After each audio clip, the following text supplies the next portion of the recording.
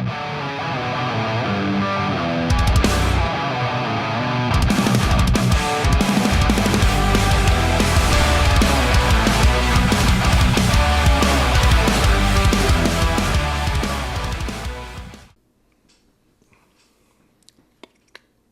Mm-hmm. Don't be nervous. I'm trying my best. Are we rolling? And welcome back to the Wolves Only podcast powered by JWX. Chris, what's up, bro? How's it going, Justin? It's going, man. It's going. This is cool. We haven't had a lot of time to hang out and chat. You know, you seem to be involved. You seem to be on the calls with us and things like that. I wish we would talk more. Let's change that for sure. But I'm glad we had this set up, and I can't wait to get to know you a little bit more. The most rewarding part of my job and what I get to do is obviously work with so many amazing individuals with so many stories. So this podcast is going to kind of go back to where we originally started with this and getting to know you. And we haven't had one of these style shows in a little while, which is fantastic because I really like to, you really get to know the story, really get to know the man that has, become who you are today and how you got into a situation now where you are coaching individuals and that you are working a life of service to better people's lives, man. So tell me, where are you from? I'm from a town called Oswego, New York. It's about a 90-minute drive to Canada. Oh, wow. Okay. So upstate. Like Lake Ontario. Okay. I'm actually a longshoreman by trade, so lake's right there. Okay. Very cool. And high school, college? Graduated high school from a village, not even a town, a village called Mexico, New York. Okay, Mexico, New York. How's that? So how many people in a village like Mexico, New York? Oh, dude, I don't know about the general population. Maybe 6,000. Oh, something wow. like that. I could be completely wrong. Do they call you Mexicans? Yeah. Yes? Yeah. But is there a Latino population there? Or? No. It's by Canada. You know what I mean? That's awesome. My wife is Mexican. She's gonna get a kick out of this. I didn't even know there was a place called Mexico, New York. That's hilarious. And that's cool though. So a school that small, how many kids did you graduate with? Maybe 200. Wow. Yeah, dude. That's tiny. Mm-hmm. And I guess let's just get into it. So you're in recovery just like me. Yes. And you're a full-blown alcoholic. Oh, 100%. Awesome. Real deal Holyfield, you know what I mean? Okay. And where did this start? Okay. So I always behaved alcoholically. Even as a child, like my grandma would tell people there was something wrong with me. Okay. And I didn't even find out about that until after she died. My dad told me. She's like, go ahead. No, I was going to say, give me an example of how that works. Because I'm, and I don't want to cut you off here, but I have a similar thing that's happened to me. And this is the best thing is like this kind of stuff. You start to realize like how much people like us have in common. So keep going. Yeah, I don't know, man. I guess I was just weird because like it's me. I think it's normal. You know what I mean? But I guess from like an outsider's perspective, I had odd behaviors. Okay. I guess. And looking back on it now that I'm sober and I know more about alcoholism, when I turned 21, I was renting a room from a guy inside his house. Keep in mind, I'm 21, so I'm legal to buy alcohol. I would sneak it in and stash it in my room so he would never find out about it. And when they were empty, I'd take it out when he wasn't home or like bring it someplace else because there were security cameras and shit. I'm like, I can't let this guy know I'm drinking. But you're 21. Yeah, but I'm 21, completely legal. That's interesting. Mm-hmm. So you're sneaking around you're renting a room. And was there any rules about no? Drink? No. I'm just so you're closet drinking, like then you don't even need to closet drink. Interesting. 100%, yeah. And were you 21? Were you in college at this time? Or? Oh, no college. No college. I left that part out. I went for like a month, and one of my classes, attendance wasn't mandatory. Okay. And it was in the middle of the day. That's like the worst fucking time to do that. You know what I mean? I missed that one class. I'm like, I'm not going back. No. Damn. Okay. So that was the behavior later on, but I want to know about what grandma talked about. Dude, I don't know. I just She just said my grandson's an alcoholic. Yeah, there's just something wrong with Chris is what it was. She couldn't put her finger on it, but there was just something wrong with Chris. Interesting. Were you like a social kid? No. No. Okay. No. Now we're getting there. No, yeah. We're getting there. I mean, like, I had a select handful of friends, you know what I mean? But, like, even to an adulthood, I was more of, like, a loner and everything like that. Okay. Yeah, man. That's interesting. So, sports in high school, anything like that? No, I was small. You were a small guy. Mm-hmm. I was this height, like roughly 6 foot, and I weighed maybe 150 pounds. Wow. Mm-hmm. Yeah, okay. So, no, yeah, I mean, really, and a small school like that, what do you have, football, soccer? We're actually known for wrestling, and that was not my jam. I tried it when I was in 7th grade, and I wrestled in the 95-pound weight class, and I think I won 2 matches out of like 30. Oh. I'm going to tell a story about my dad real quick. Oh, maybe he's going to hear this, but Steve... So my dad is not athletic whatsoever. And in high school, he tried playing football. He was a band nerd. Now, bear in mind, my dad is he's a powerful man nowadays, but like back then he was kind of a dork. But he wrestled for a season, and he lost every match, but he won one. And he remembers this guy's name. But the one match that he won, the guy had polio. I don't know why I just thought about that, but, and I bet you he was stoked. He's like, I beat you, motherfucker. No, but... I mean, a win's a win, dude. A win's a win. Yeah. Steve's looking at me like, what the fuck? It's a win.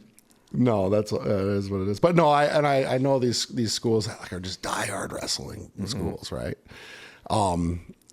There was a school, Greenville in Michigan, that was like the wrestling school. And wrestlers, actually, it's funny because I've found that wrestlers tend to be like really good in business, I don't know why, but.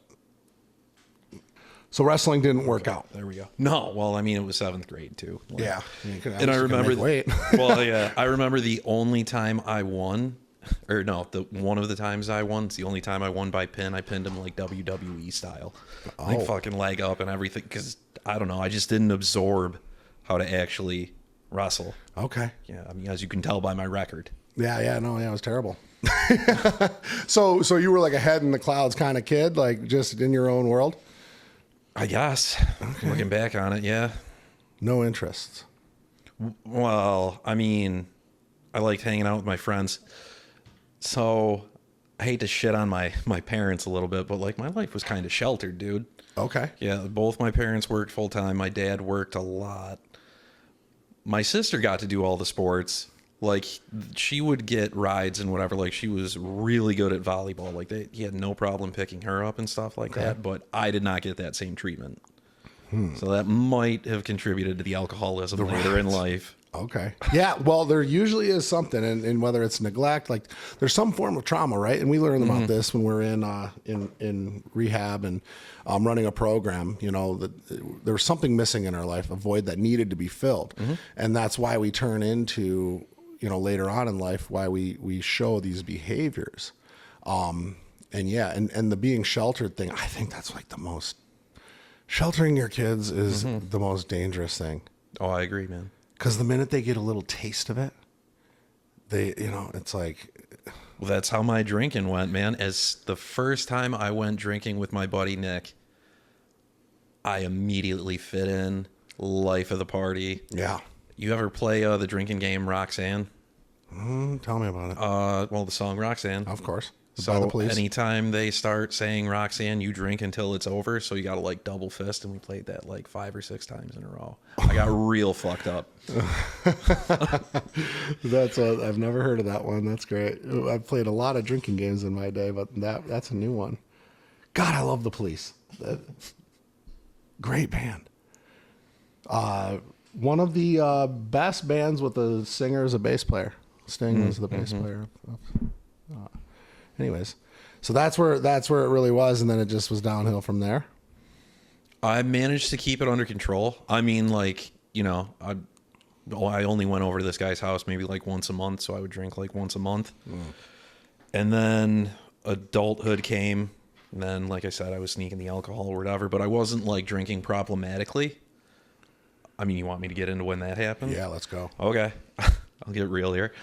My fiance had a miscarriage. Oh, man. Yeah. And that's when the wheels came off. Sure. Like, I was depressed, so I'm drinking for that reason. She's depressed. I'm trying to comfort her. I'm getting shit on. Like, she just wanted nothing to do with me, didn't want me to console her or anything. So, like, now it feels like I'm isolated and alone in this, even though we're together. Yep. And, like, that was just my solution was just drink. And then, man, even after her and I split up and everything, it just stayed a problem. Yeah, it will stay a problem. That's, it's funny because it's trauma that sets off the addiction normally. Something happens. And it's why it's so important for us that work some sort of program, whether you're AA, and I don't think AA is the only program. It got me sober, and it definitely, those principles tend to, work for me. But it's some sort of program, some sort of day-to-day that you practice, because trauma's around the corner. It always is. Oh, for sure. A breakup, a job loss, a financial hardship, a death in the family. Someone just walks by you and tells you to fuck yourself. Something's going to happen to where, it's like, if you're not sound in yourself and in your current situation, you can fall off rather quickly. For sure. If I wasn't working the program as avidly as I do while I've been out here, I've had a father figure die, not my actual dad, but, like when you go over to your best friend's house and the parents take you in like an orphan. Yeah. I had that guy die while I was out here. I tore my labrum while I was out here, so I thought my lifting career was over. And then my number one thing, breakup. Went through a breakup out here. And a girl is my number one reason to drink. Like, anything to do with them. We're in a good spot, drinking. We're fucking, about to drink. Breakup, I'm drinking heavy. Yeah. Yeah. The drinking over a girl it's such a funny situation to like, when you really think about it. It's like, I'm in a shitty situation, and I'm just going to make myself more alone. Oh, yeah, dude. It's like the most alone you can feel at that moment. And that's the solution. And that's how fucked up our brains are, and that's anything, but the breakup situation is tough. I think most of like my rock bottoms were in a situation with a significant other. Well, I mean, that's what started my spiral into my rock bottom for sure. Is it? Yeah. So tell me about that. What was that like? Well, I mean, it all started with the miscarriage that I referenced earlier. And then I started having panic attacks, but it was really withdrawal. Like, that's the kind of drinker I am. As soon as I stop, I go into a heavy withdrawal. And I don't know if you know about kindling. Like, not what? Tell me. Okay. So every time you withdraw with alcohol, it gets worse. It hits quicker and it gets worse. So I went through withdrawal so many times that the last one, within, I don't know, maybe like 10 hours of being sober, I was hallucinating. Really? Oh, yeah. I had the DTs like bad. What was your drink of choice? Double Tito's and tonic, tall glass, lots of ice, 2 slices of lime. God damn. Yeah. Tonic is terrible for your heart too. I did not know that. Yeah, it's terrible for your heart. Men, I think it's more for men. You can look that up, Steve, but I'm pretty sure there's a chemical in tonic water that's like, I remember my dad, that was his drink, was Grey Goose and tonic. Ooh. And his doctor was like, yeah, there's an irregularity. You need to back off the tonic. Switch to club soda.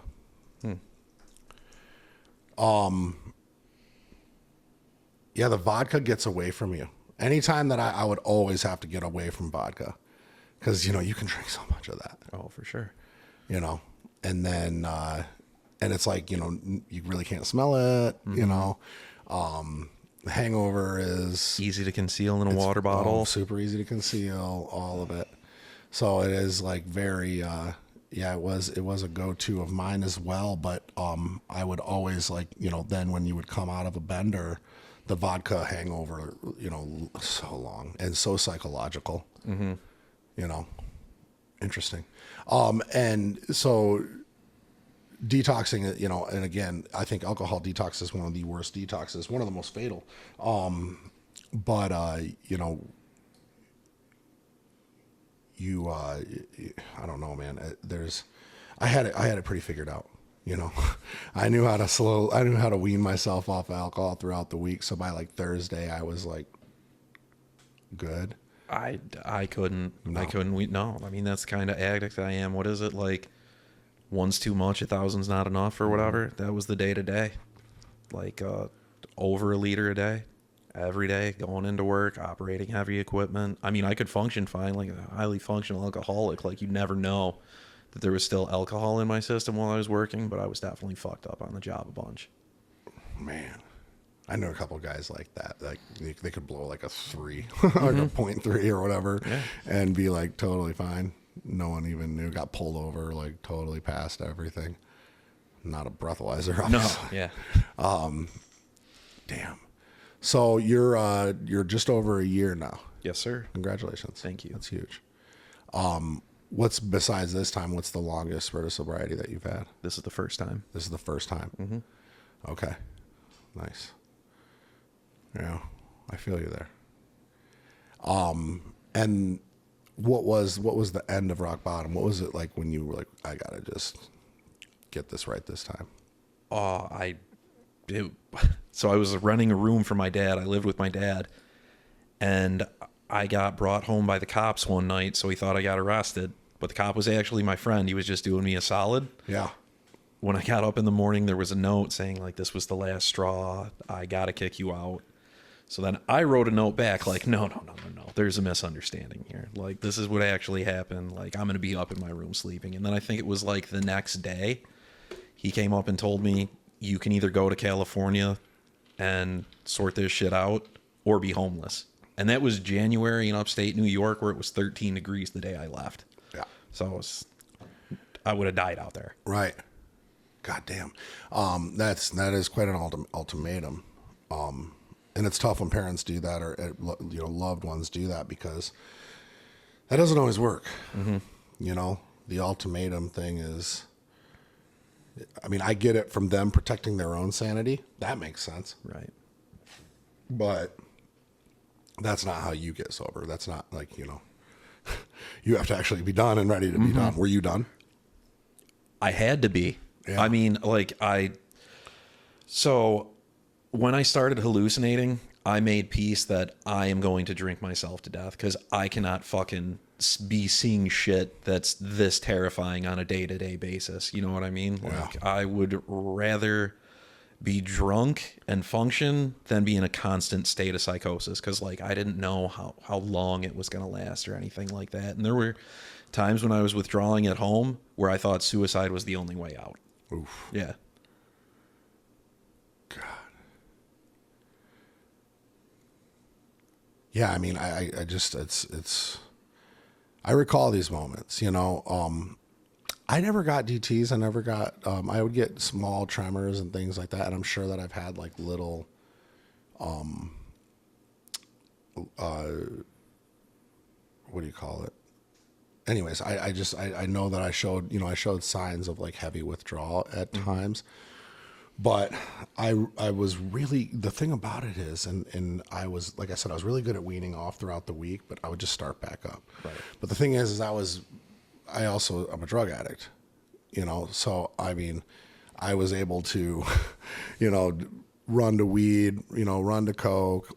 But I would, if I went heavy in the liquor throughout a weekend, to where Sunday night, I'm like, it's getting bad, Monday morning I was good to switch to like White Claw and just sip on those and like keep my buzz riding out. And then that Monday night was miserable. My skin would feel tight, night sweats all the way through the night, wake up, and again, just like on the way to work, couple White Claws, and then get through my day. Sweats, dude. Wednesday, pretty much good to put it down. Still foggy. Thursday be good, and then Friday start all over again. You know what's crazy, dude? I fucked up my central nervous system so bad I still have night sweats. Really? Oh, all winter out here I had my window open and I was still sweating. Wow. That's interesting. Yeah, that you can't do anything about that? You see a doctor? I mean, maybe if I had insurance. Okay. All right. Well, there's that part too. Yeah. So anybody listening to this that struggles with alcoholism, and we get it, we totally do.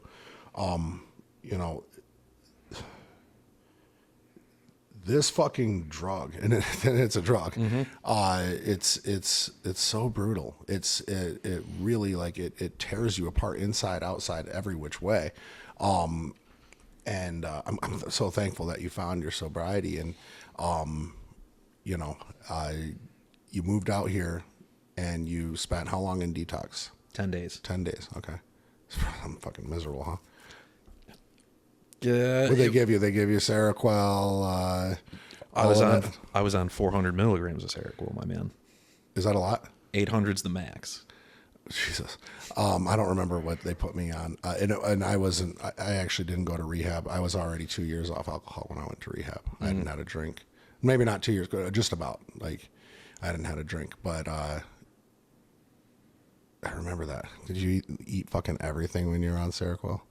No, I never got that. You didn't? No. Oh my God. Yeah, no, I've heard about it. Yeah. Yeah, and it never happened to me. In rehab, both Corey and I, Corey was my roommate in rehab. He's still one of my great friends, client on JW, Justin Wenzel Fitness, not a coach, but a client. He's had a huge transformation since working with me. But either way, him and I were like in Step Brothers. We'd go down there sleepwalking, basically clear out all the other people in sober living's food, just completely demolish everything.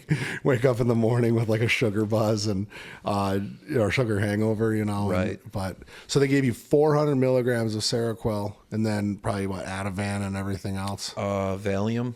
Oh wow! For a 3 or 4 day taper, I want to say. Okay. And then what's the other one? Gabapentin? No, never got that. No, they gave me something for my blood pressure because that was through the roof for a while, but I can't remember. Clonidine or some shit like that. Sure, Yeah. Atenolol, clonidine, yeah. Yeah, all of it. But again, that was my reasoning for going to rehab was nitrous oxide. Everybody says that. I haven't heard of that. I haven't had one client come through yet with nitrous oxide being their drug of choice. Fuck. Well, it's the most expensive drug when you do it the way that I did it. Oh, okay. I would spend 12 to 15 grand a month on nitrous oxide. That's crazy. Yeah. Nitrous oxide, Adderall, because I couldn't do anything else. I was prescribed Adderall, so I could abuse that, and I knew how to flush it out a little bit before I had to go piss. Okay. And then the nitrous, obviously, you can't. Yeah, we don't have a way to. Yeah, we don't have a way to test for that. Right. So and then endless income. Just fucking, dude, it was bad. I had a guy.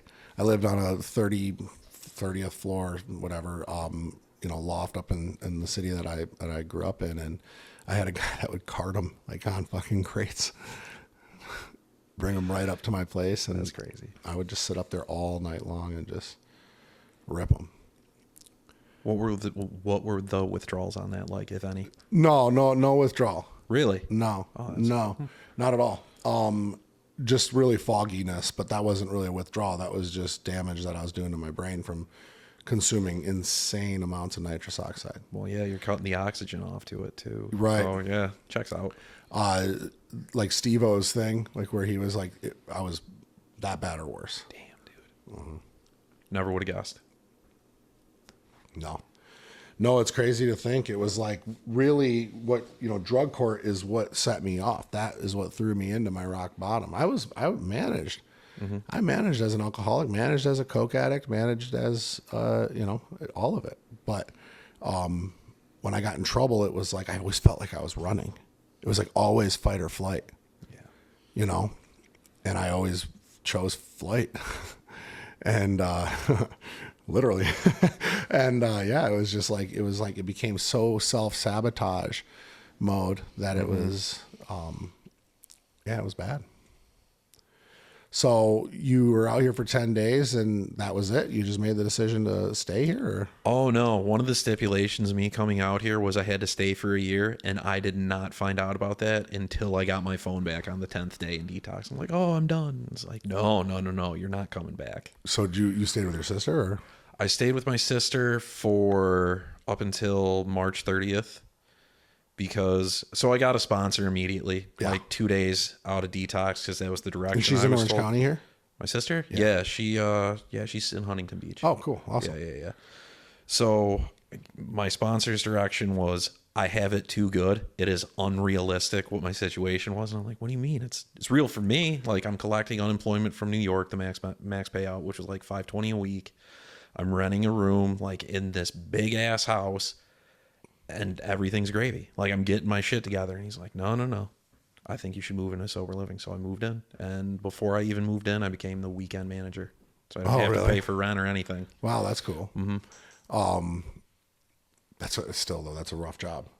You know, I being a sober living house manager is. Well, I still do it. Oh, do you? Yeah. I'm the medical operations director for Next Step Recovery, but I'm also the lead manager of their mental health only house. Oh. Yeah, that's rough.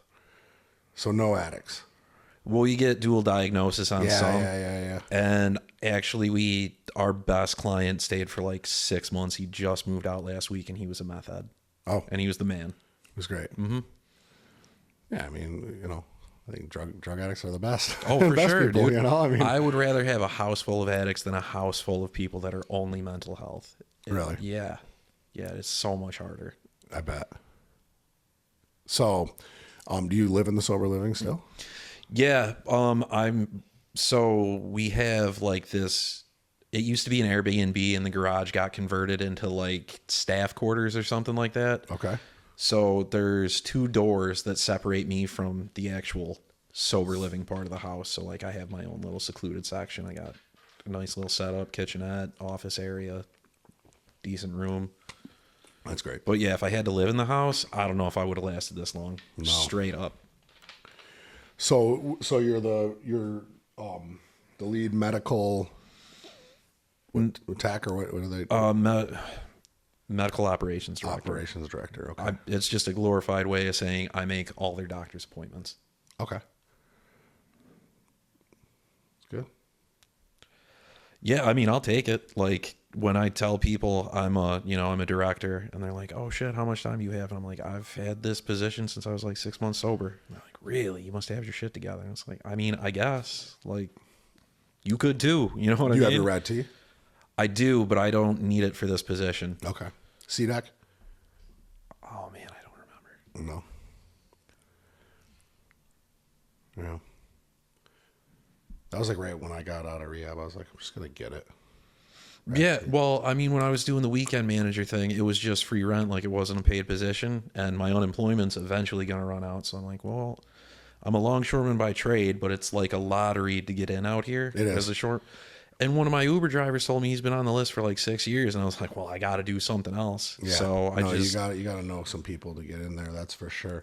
I had another roommate in rehab that worked up at the docks, and he was fucking killed it, you know, and he worked while he was in rehab too. So he was on IOP. Okay, gotcha. And was able to come and go, you know, work second shift, third shift, pick up extra shifts, and then he just have to drop when he got back. Pretty easy. I don't know what the fuck he's doing now, but but yeah, man. So when I found out the odds were stacked against me for being a longshoreman, I got my rad T. Immediately did the course in like the course of a couple hours just to get it. Never called the number to activate it though, because the position that I have now became available. So I see.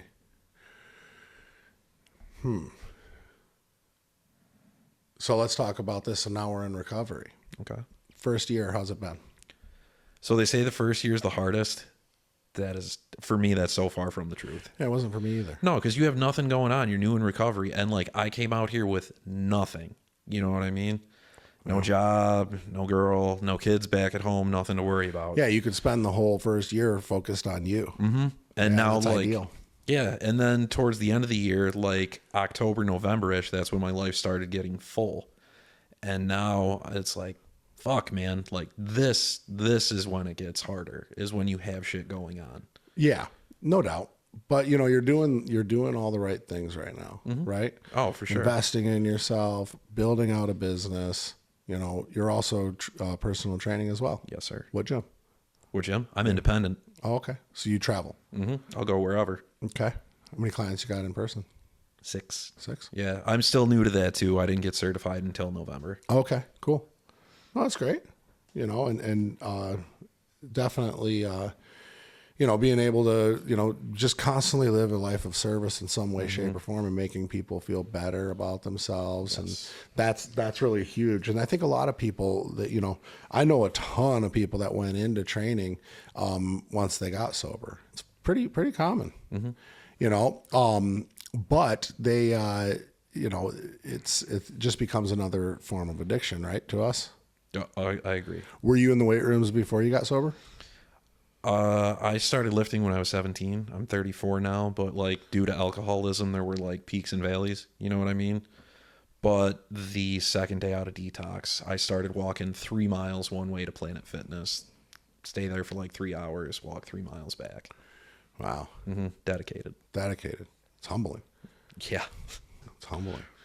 But that's great. So that forms into just a habit, just another addiction for you. Oh, for sure. For sure. And you look great. Oh, thank you. Yeah. I try. Well, yeah, I see you put in the work, you know, your content's looking good, and, you know, you definitely look great. And it seems like you have definitely found a fulfillment in sobriety. So, what's your circle like now? Are you detached from back home? Oh, 100%. Yeah. It was recommended I delete everybody's number from back home. Okay. And the only person's number I kept, other than family, was one of my buddies who's also in sobriety. Because, like, he gets it. So I knew he wouldn't be, like, a bad influence or anything like that. You know what I mean? Yeah. Do you go home often? No, I haven't been home yet. Nice. Why? You live here in that's Orange what I'm County. Why saying. would you ever leave? And that's how it was for me too. I get it. Like I'm the same thing, right? I came out here to get sober. I never went back. Why? Yeah, exactly. I mean, like, I miss my mom, my brother, and my dad, but, you know, well, my grandma too, but you know what I mean? Like, that's a hard reason to go back. And like, my hometown once held the world record for most bars per capita. Oh wow. Yeah. Well, yeah. Mexico. Well, no, Oswego. Oh, Oswego. okay. There's a bigger population. No, like we have a state university in New York there, like Seinfeld and Al Roker graduated from there. Oh, okay. So, yeah, like Oswego's decent size is nothing compared to out here. But Seinfeld and Al Roker. yeah. That's their claim to fame. Yeah. That's great. I love Seinfeld. He just played here in LA a couple days ago. I just was talking to a buddy of mine with Jay. I was just talking to Jay. He was at it. Yeah, I don't miss home either. No. You know, ain't nothing. There's nothing there for you. No, for sure.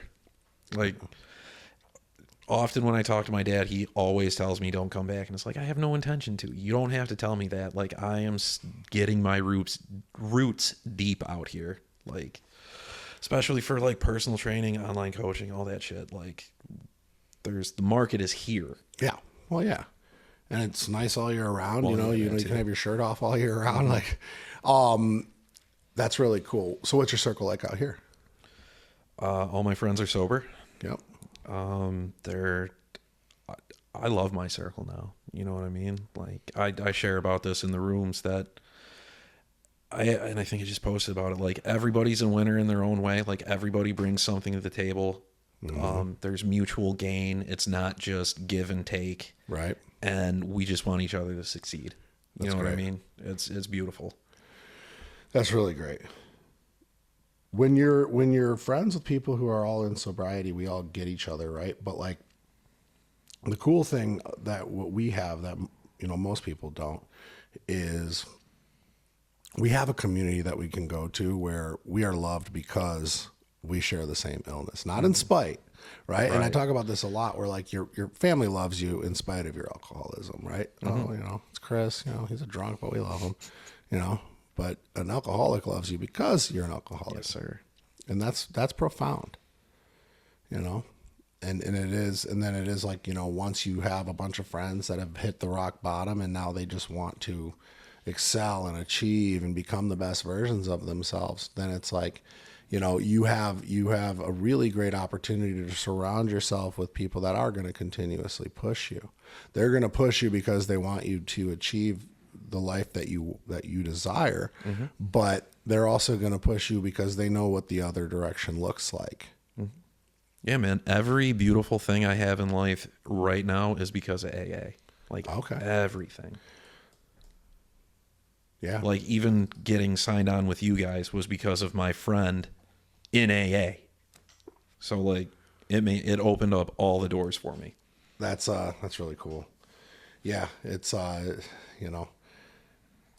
is I think there's a lot of people that like they say what they want about it, and it's not the only way to get sober, or you don't need to call yourself an alcoholic the rest of your life. And I see these guys that are talking like this, and in a way I agree with them. I have a hard time. I'm an alcoholic, and I know I am, but I'm conditioned to say that. But the more I'm learning about like your mind and like all of that, I'm like, do I really want to like claim that I'm an alcoholic the rest of my life? I've been struggling with this a little bit. Really? Yeah, I have. I'm a proud alcoholic and I'm a proud drug addict, but it's like, at what point is that? We always talk about how it was, and I'm a little fucking over it. Like it's entertaining for this conversation, right. And I don't know you, so it's cool to like, but how it is and how it's going to be is way more interesting. Oh, I agree. And way more beneficial. And I guess I've been in a little bit of a spot right now where it's like, I love AA, don't get me wrong. But even when I took my last chip, I was like, I'm over, I said it right up in front of me. I'm over talking about how it was. It was fucking great. It was great. That's how it was. It was great until it wasn't anymore, But it's like, let's talk about how it is. Right. I agree with you. If I don't know how it is at the rooms you go to, if you go to any rooms of AA, but you'll notice the people that have a substantial amount of time, they won't waste your time with war stories. It's like, this is what I did to get me to where I am now. Or maybe I'm tuning out their war stories and just like picking out the good shit, but like that's still my takeaway from it. No, yeah. So I go to my home group is men's stag on Wednesday nights. I haven't been in a while because we were either shooting or stuff. It's an excuse, but it is what it is. It's tons of time, tons of success and sobriety. No, and this room is great, but at the same time, I still have been just had trouble with like. At this point, like, I haven't had a drink in over 4.5 years, haven't done a drug in almost 3 years. And that's not a ton of time, but 3 days is a ton of time to a certain person. Yeah, to the person with less than 24 hours, yeah. Yeah. So it's like, if I continuously keep this mindset, like, I don't run into situations where I'm triggered to drink or triggered to use or anything like that. And in the grand scheme of things, but shit's happened in my life in sobriety. I've been put into some fucked up situations where normally I would go and grab a drink. But I think that when I decided to start coaching, when I decided to build a business out of this, it was when I fell in love with my 12th step. The rest of the steps were great. It got me to my 12th step, but that was where I wanted to be, I wanted to be able to help people that were struggling. Yes. And then when I built my life around that 12th step, it was like, okay, well, this is how I live now. It's just like training. Like I don't like going to the gym. I don't like working out. I don't like lifting. I really don't. Do I enjoy it? Yeah, when I'm there and I'm in my groove.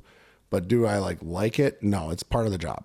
I agree. It's just, this is what I do. This is how I live my life every single morning at 4:30 in the morning.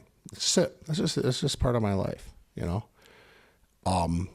But I don't know where I was going with this. I don't know, but I agree with you about it being like, it is part of the job. Like if you, like, I'm trying to think how to articulate it, but I've explained going to the gym is business. You know what I mean? Like, and it never gets easier. If going to the gym is getting easier, you're doing something wrong. You're not That's growing. True. No, that's true. And that's why I do pay for a coach to coach my, training, nutrition, and everything else. And I take that stuff very serious, but I'm not like, when guys are like, yo, let's get a lift in together. Like, I'm not stoked. I'm like, yeah, why don't we like just go get some food or go for a walk or fucking hang out or, do a podcast or something else? Like, yeah, if you want to lift to hang out with somebody, that's a little fucked up. You know what I mean? Yeah. I think people just want to get in on my content. Like, yeah, let's get a lift. And I know you'll have a cameraman there. And even that, like, and that's the other thing too, is like, I think I like creating content, but it's so funny because I think that,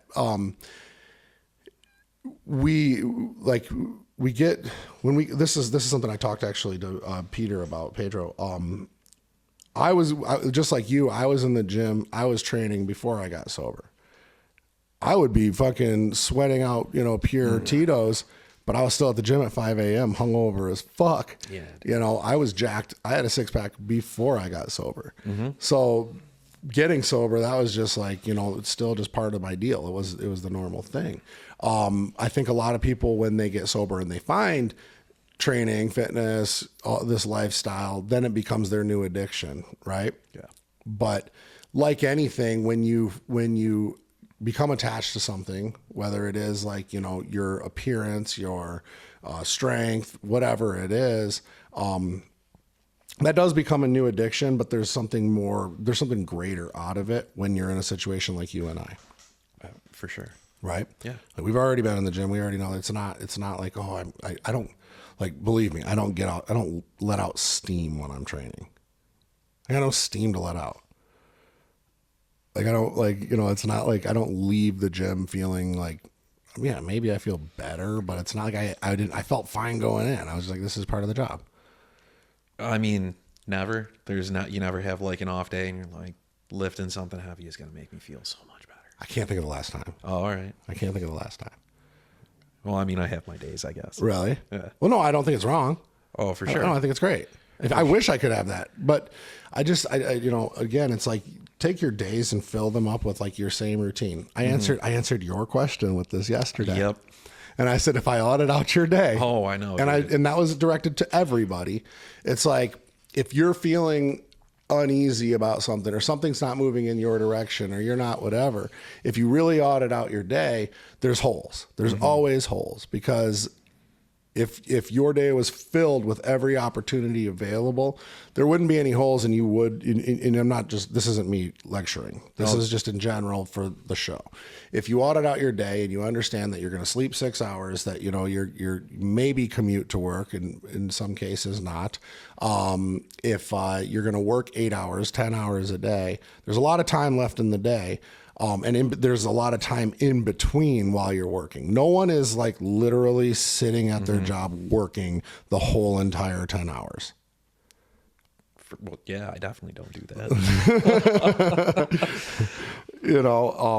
And it's like, okay, well, you can't find any opportunity in that 24 hours, or let's just say 18 hours if you're sleeping 6.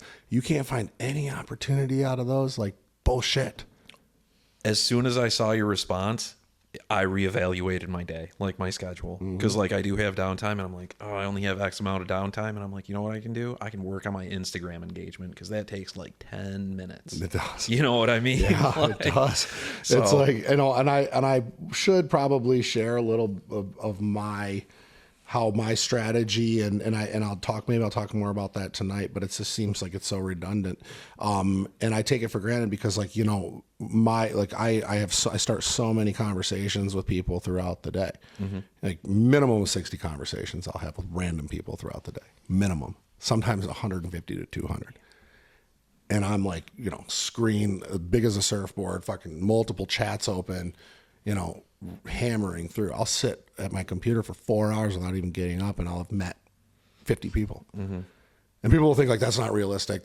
It's so realistic. And it's so easy once you get used to it and you start remembering people's names and writing notes down and, whatever. Well, yeah. I mean, if you're doing it, why can't I? Yeah. I mean? Oh yeah. Yeah. No. And Steve will even tell you, like, I am not that organized of a dude. I do not I don't keep a calendar. I don't have my calendar is blank. Like, I don't ever use it, never open it up. Never. We have to remind when things are happening. Yeah. Oh yeah. Yeah. I got people for that. I'm not there yet. Yeah. I got people for that. They just tell me where to be, what to wear, and when to be there. And that's it. And it's like, and of course that is an achievement, but like at the end of the day, like, I couldn't do it without them. Right. I can't do any of this shit without these guys. That's the circle. Yep. That's having the right people. For sure. I heard Bradley, he said, I got 6 PhDs and I got 8 master's degrees. And he was talking to some cat and he was like, yep. He's like, I got 6 PhDs. He's like, in what? He's like, I don't know. They have PhDs. I was like, I got 6 guys with PhDs that work for me. And I got 8 guys with master's degrees that work for me. And I thought that was funny. I'm actually going to hang out with Bradley this weekend in Vegas. Sick. Yeah, it'll be really cool. But anyways, and I was thinking about that. I'm like, it is. Like, it's like, that's your circle. That's what what you do. And that's where, like, this right now is like, while you're in sobriety, while you're stacking all these people and these contacts and you're in AA and stuff like that, like, you're going to run into so much talent, right? And it's up to you to be able to engage with these people and to get them to like you. Right. Right. And to get them to believe in you. Yes. And then once you can do that, and that comes from credibility, that comes from super hard work, that comes from discipline, that comes from all of it. But once you can really establish that, that's when you start to gain a following. Yes. Right. And but more important than the following is those core people turn into an ecosystem. And once you have that ecosystem, it snowballs. Yes. And that's what we teach.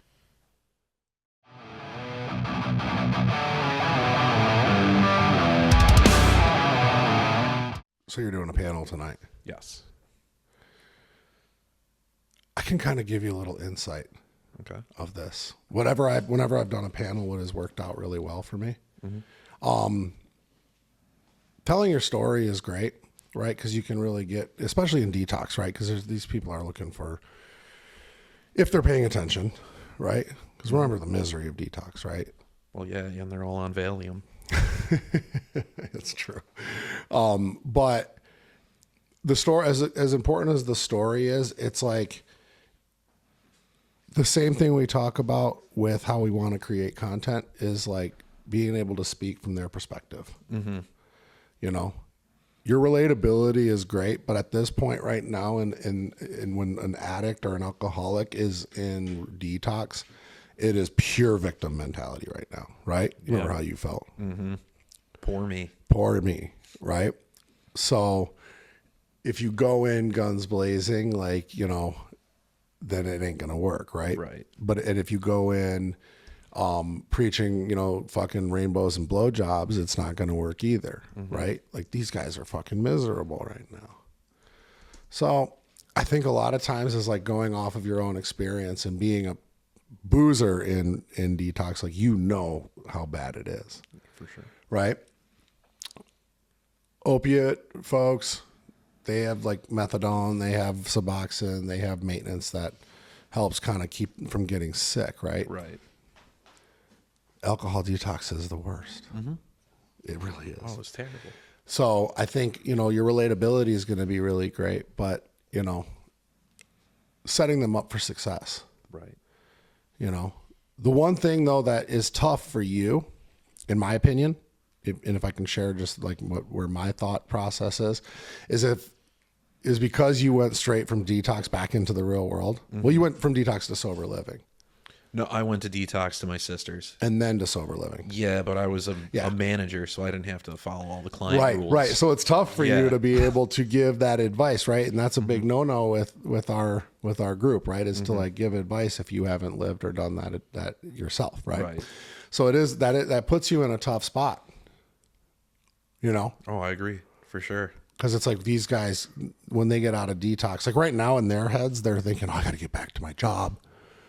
Oh, I got to get back to my kids. Like, your kids don't need you, bro. No, Like, not yet. Your job doesn't need you. They don't want you. Your wife doesn't want you. You know, but they're freaking out. You know, the guys with significant others, oh my God, it's just as bad as being in jail. Oh, I believe it, man. Like, I had it easy coming out here with nothing. You know what I mean? I definitely wouldn't have had the same experience if I had something waiting for me on the other side. God, though, yeah. And I, you know, for me, it was, yeah, I was trying to salvage a relationship. So, you know what I mean? You know, if I would have had, your situation is what my family tried to make happen for me. It's like, send him out there, like, you know, telling my now ex, don't talk to him, don't communicate with him, you know. And my whole, like, I wasted my first 2 months of rehab trying to salvage a relationship. Gotcha. I was doing it to go back and get my house back and my, you know, my fiance at the time back. But, you know, she actually did. She recognized it and did ghost me. So then I wasn't alone. And that was the best thing that could have happened. Oh, I agree, man. Like, the people I know who have a significant other and are focused on getting back to that, they're doomed. Their success rate is low. They're doomed. And even if they're not going to relapse with drugs, they go right back to being an asshole. Yeah. All those same behaviors. Yeah. Except now they're sober, so it's worse. Yeah. In my opinion. Yeah. I think a real rock bottom. Now everybody's rock bottom looks different, but like, you got to lose it all. You know, you got to really be humbled. You got to really put yourself in a really shitty spot. And, because yeah, it's enabling when you can just go back to like normal life, everything's hunky dory, you know, for that brief moment of time. But people don't look at their entire life. And, you know, life could be short, life could be long, you know, just depending on how you set yourself up for it. You know what I mean? And, you know, I think a lot of times people rush this process. So I guess my advice would be like, you know, from your experience, you know, you can't tell people to go to rehab, right? Right. You can't do that. That's, you don't have that experience, which is okay. It worked for you. It's working so far. So what you can tell them though is to not rush the process. Oh, for sure. It's a day by day thing. Correct. And like one of my biggest takeaways from the program, just applying it to everyday life, is staying present. Oh yeah. You know what I mean? That's what we were searching for while we were using. Yeah. Was a false sense of present moment, right? We're looking to we're either looking to drink to get rid of our past or because we're concerned about the future, right? So that's why we drink, to bring us to the present moment. So the idea of serenity and sobriety is very, very profound, and it really is the only way to really get out of your shit that you've put yourself in. Because when you have this time, when you have this moment you're in detox, like you can't do anything, right? Like you shouldn't need to worry about anything. Right. You don't need to worry about your kids. Your kids are fine. You don't need to worry about your significant other. She's fine. Probably, maybe not. But you know, you don't need to worry about your job. They're doing just great. Probably better. Right? So, I mean, but people are such, you know, especially alcoholics, we're such control freaks. Yeah, dude. You know, and it's like, I gotta have what's going on out there. I'm FOMO and this and that and the other thing. It's like, take this time. You have no responsibilities right now. The only responsibility you have is you and getting through this. For sure. And I mean, you can't do anything for anybody else until you get yourself right. Well, you know yeah. what I'm trying to say? Yeah. Like, you just got to maintain that mentality. Like, I can't do shit because I'm not shit right now, you know? And I kind of lost sight of that at one point during my sobriety. Didn't relapse or anything, but like, I did not work my program very well. Okay. Yeah. Yeah, it was actually my ex-girlfriend.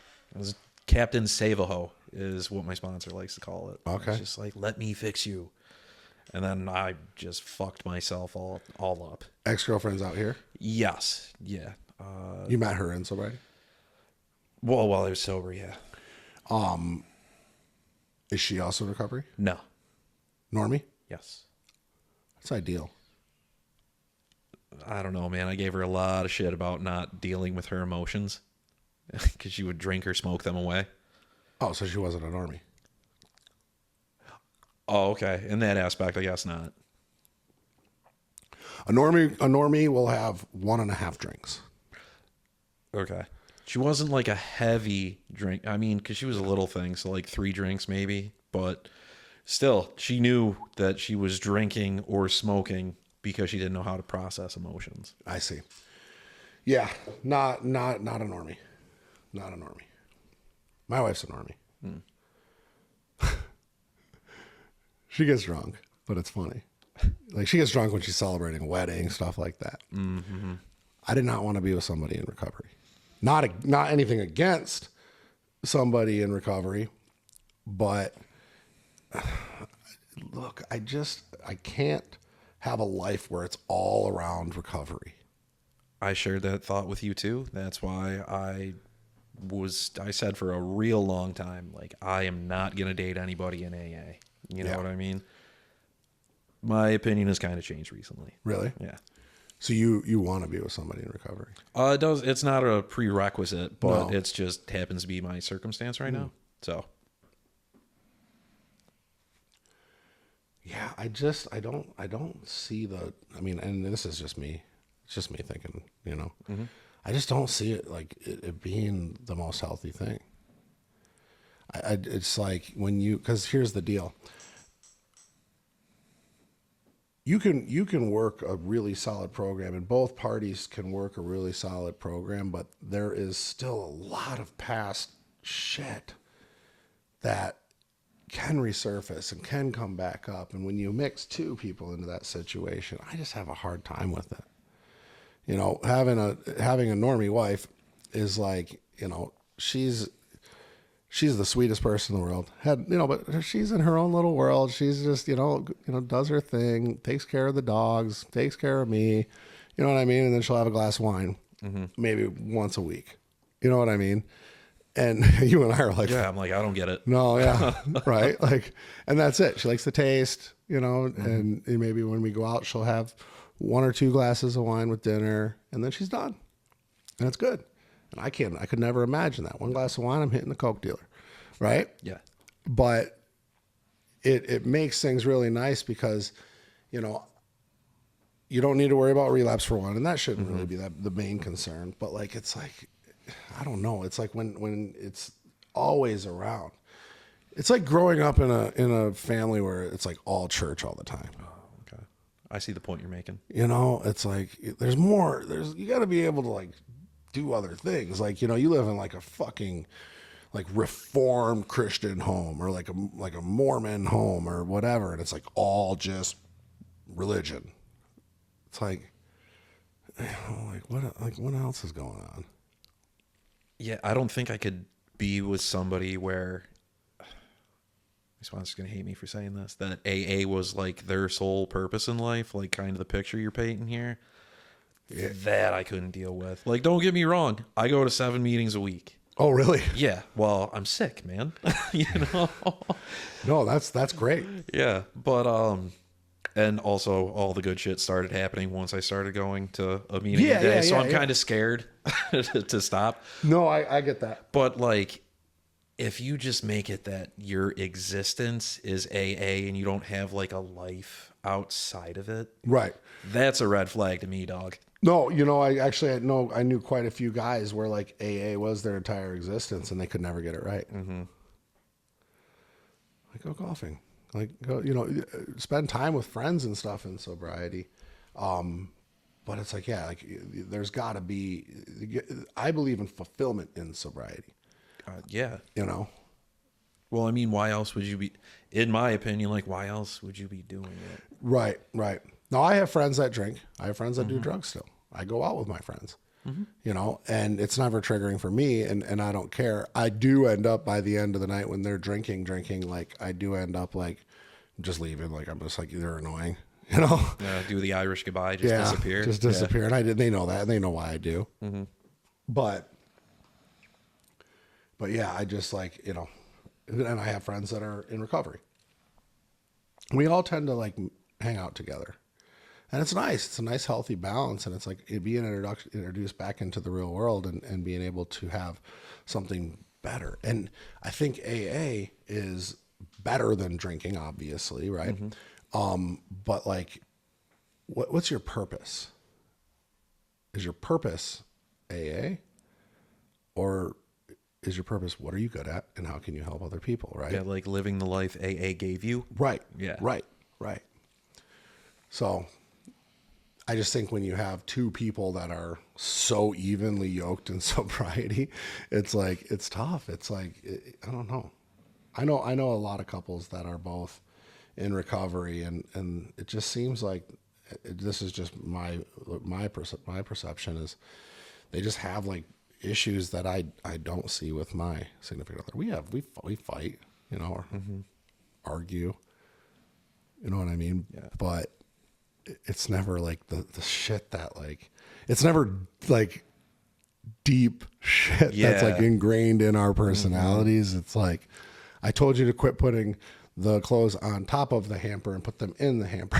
You know what I mean? Yeah. Like, stuff like that. It's not, Yo, could you imagine being in a relationship with somebody and you're arguing with them and they start quoting the book at you, the big book? I've seen that shit happen. That's crazy. Well, yeah, it would be the same as like somebody quoting the Bible at you. Yeah. Like, can't we just have a normal argument? Mm-hmm. Yeah, no, I get it. And whatever, whoever's watching this that, is, knows me from AA, it's like, don't get me wrong. AA gave me the life that I have today. Yeah.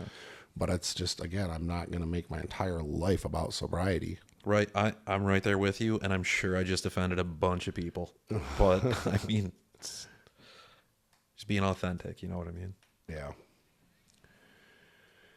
Yeah. So what else? What's up with your coaching program? You getting settled in? Got your stuff built? I'm working on it. Okay. I'm still pretty new to it, and I mean, I went in blind, and you guys are the best. Oh well, thank you. Yeah, I wasn't meant for that. No, it wasn't. I mean, it's the truth. It wasn't just a plug, and as soon as I jumped onto Zoom with you and Dane, I immediately knew. I'm like, these are my people. Yeah. We definitely built something special. We definitely put this together. Sucks to not have Dane anymore, but he had to do his thing. Right. I miss him to death, but we talk all the time. But family first. Right. Well, that's good. And if I'm looking for a coach, if I'm looking for somebody, what's the best way to reach out to you? Christopher_X_physique is my Instagram. All right. And that's great. Landing page, anything, website? Working on it. I'm actually about to buy my domain name once I leave here. Okay, get on that shit, man. Awesome. Well, this was good, man. I'm glad we had this talk. Me too, man. For sure. Guys, if you like this, make sure you comment, make sure you like. Definitely subscribe. We appreciate everyone who did subscribe. Got us to 100,000 subscribers. If you guys are looking for Chris, we're going to put his Instagram name underneath in the description. You guys can go ahead and reach out to him. Great guy, great coach. Really glad I got to know you more. This was really cool. Oh, me too. I'm looking forward to doing more of this kind of stuff later on. Oh, yeah. Thank you guys for tuning into the Wolves Only podcast powered by JWX. We are out.